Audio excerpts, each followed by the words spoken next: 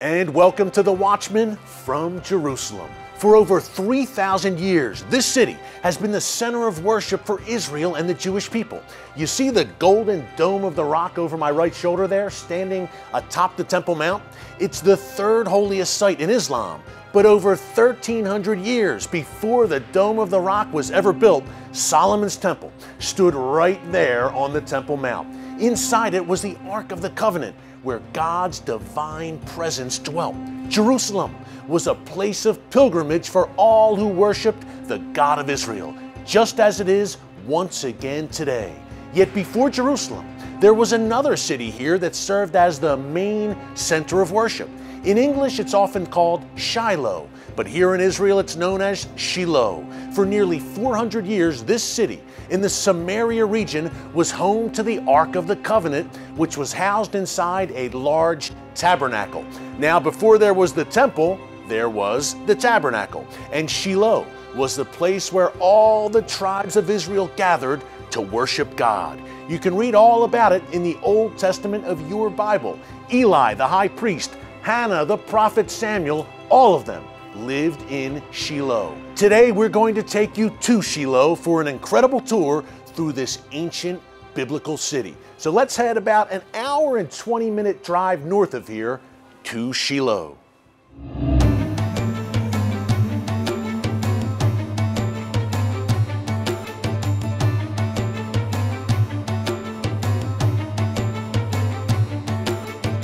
Well, Nakum, we are in a very important place here in the land of Israel. Tell us about Shiloh and why this place is so special. To understand Shiloh, you've got to start with a little slice of history.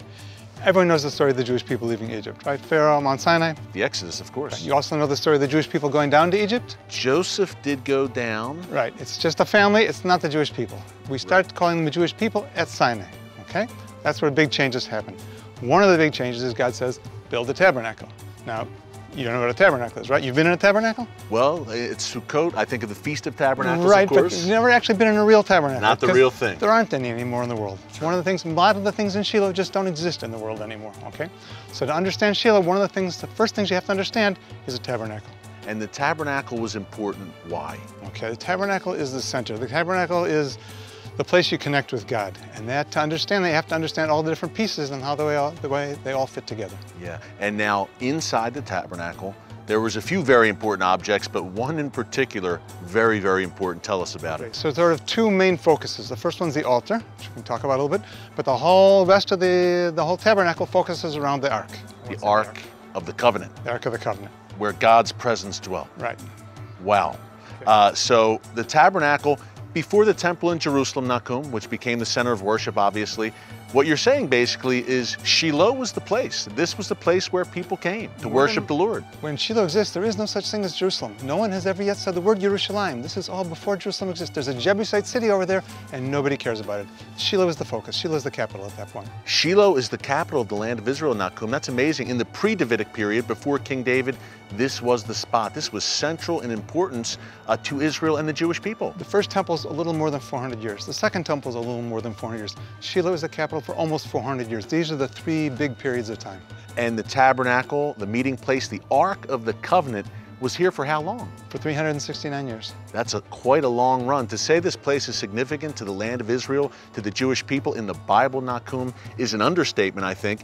Now, we think of Joshua, and as you said, you mentioned the Jewish people coming into the land. What happened here with Joshua and the tribes of Israel? They all gathered here for a very important moment. Tell us about it. Okay. First of all, after the 40 years in the desert, they crossed into the country of Jericho, and for 14 years they're wandering around the country, settling the whole country. They finally come up here to divide it up and see who's going to go to what different places. So this is where the tribes of Israel were divided up and where the land was basically divvied out. Correct, correct. Wow. Now, Shiloh, obviously great biblical history, and we're going to talk more about it. Eli, Samuel, the prophet Samuel, Hannah, we're going to talk all about it. Before we get to that, today, I think one of the amazing things about it, a great place in the birth of the land of Israel, Nakum, as you described, but today, the Jewish people are back in Shiloh. Tell us about some of the great things happening here today. Okay. Part of the rebirth of the country is going back to the places where the whole country was founded, which includes places like Shiloh. Today there are almost 450 families here, and recreating what was once here. And now, how long ago? Was once here how long ago? 3,000 years ago? Over 3,300 years ago, roughly. 3,300 years ago, this was a thriving city in the land of Israel, populated by the Jewish people. Right, but it's not a modern capital. It wasn't a big city. It was a small city. Mostly just priests and Levites live here. The whole country comes here, shows up for the holidays, and goes back home. Well, we're going to take a look around at that spot. You mentioned the Tabernacle, obviously. We're going to take a look there and some of the other amazing spots here in Shiloh. Should we take a look now? Should we get going? Let's take a walk. Nahum, lead the way. Let's go. Well, Nahum, here we are. This is the site where it's believed the Tabernacle, and within it, the Ark of the Covenant once stood. Tell us what this place looked like 3,000 years ago. Okay, well, that's one of the special things about Shiloh. Jerusalem looks nothing today like it looked thousands of years ago. But if you look around the hills right here, this looks pretty similar to the way it looked to people coming here to the Tabernacle. And if you remember, there were maybe 2 million people coming here together. It was a small city. People came here, sitting around in all the hills, eating their sacrifice after bringing it to the Tabernacle. This is the place, and this is what it looked like. 2 million people, all of the tribes of Israel, gathered here at once in Shiloh. That is pretty amazing. And Nahum, as you said, it looks biblical. I almost picture the prophet Samuel, who was born here, kind of walking one of these hills with a staff in his hand. It looks like it did, like you said, 3,000 years ago. Well, it's good you say that, because this is actually the place right here. This is the spot. If you see there are these two parallel stone walls, these are exactly the width of the Tabernacle. So this is probably where the Tabernacle sat. We don't know exactly how far east or west, but this is the area, which means coming in from the east side, you'd run into the altar, the enormous altar, and after that you go into the main hall, you'd see the incense altar, you'd see the candelabra, you'd see the showbread table, and after that, behind that, a great big curtain, behind that, the Holy of Holies and the Ark. The Ark of the Covenant behind the curtain, wow. And that would be in that direction right there, we believe. Okay, so with the Ark of the Covenant, in case someone has never read their Bible or never seen the movie Raiders of the Lost Ark, in all seriousness, why was the Ark of the Covenant so important? Okay, this is the giving of the commandments. This is the very physical connection from God to man. This is the way to live. This is your life. The 10 Commandments given to God on Sinai are inside the Ark. They're inside the Ark of the Covenant. What else was inside the Ark? Okay, you've got 3 things. First of all, you've got both sets of the tablets. The ones that were broken by Moses, the first set, and the second set, which Moses helped to write. You also have Aaron's staff, which was almost a magic wand, all sorts of miracles, plagues, incredible stuff happening. Yeah, of course. Okay, and then you have a small jar of the manna. Manna, which is very special. The manna is the teaching tool God uses to teach us about the Sabbath, about the Shabbat. That's the first time he teaches this to us, and that's central to life. And of course, manna from heaven. Of course, everyone knows the story. Now, the Ark of the Covenant is behind the curtain, right here where we're standing right now, and it's believed that God's presence dwelt behind that curtain, right? Yeah. The Holy of Holies.